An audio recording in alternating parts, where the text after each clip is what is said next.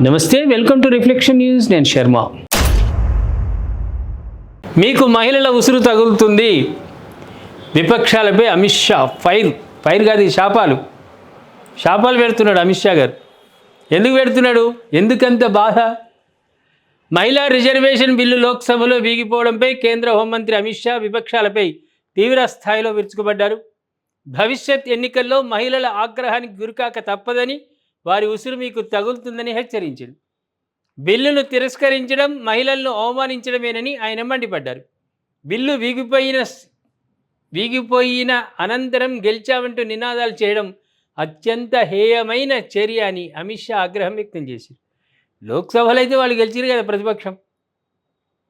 రేపు ప్రజల పక్షాన, ప్రజల సమక్షంలో, ప్రజల వద్ద గెలుస్తారా ఓడతారా ప్రజా నిర్ణయం. అది లోక్సభలో మాత్రం ప్రతిపక్షాలు గెలిచినాయి.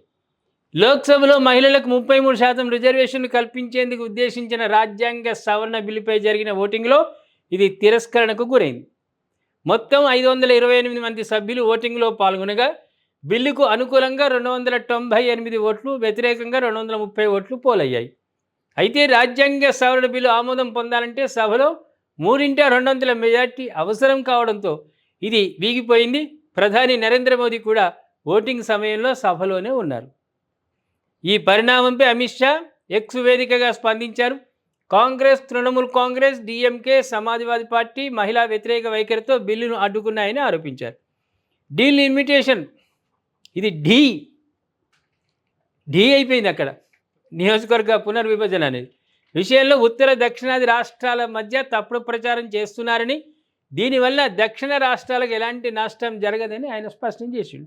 ఏది ఏమైనా మహిళా బిల్లుతో పాటు అవి కూడా వీగిపోయిన కిందకే లెక్క. ఎంత విత్డ్రా చేసుకున్నా మహిళా బిల్లు వీగిపోయింది. మళ్ళీ ఆ 2 బిల్లులు ప్రవేశపెడితే ప్రయోజనం లేదనుకొని వాటిని విత్డ్రా చేసుకున్నారు. ఏమంటారు ప్రేక్షకులారా? నిజంగా అన్నీ తెలిసి మహిళా బిల్లు ఇవన్నీ తీసుకొచ్చారు వీళ్ళు. ఏమందాం మనం? మెజార్టీ ఉంది, వాళ్ళకు 238 ఉన్నది. 1/3 2/2 మెజార్టీ రాదు అని తెలిసి కూడా వీళ్ళు ఎందుకు బిల్లు ప్రవేశపెట్టారు? కారణం ఏంది? 528లో 298 అధికార పక్షము, 230 ఓట్లు ప్రతిపక్షానికి ఉండగా ఏమి జిమ్మిక్కు జరుగుతుంది? ఏమి అక్కడ జరుగుతుంది? పార్లమెంటు ఏం జరిగేది ఉండే చమత్కారం?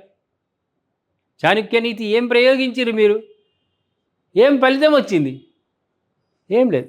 అందుకే వాళ్ళు ఏమన్నారు ప్రతిపక్షాలు, సరే ప్రజాక్షేత్రంలో అది వేరుగా భవిష్యత్తు ఎట్లుంటుందో మనం ఊహించడానికి వీల్లేదు, కానీ వాళ్ళు పార్లమెంట్లో అయితే విజయం సాధించడం అయితే భుజాలు తడుపుకున్నారు.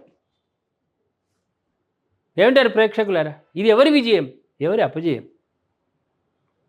కామెంట్ రూపంలో తెలియజేయండి దయచేసి. సబ్స్క్రైబ్ చేసుకోండి, షేర్ చేయండి.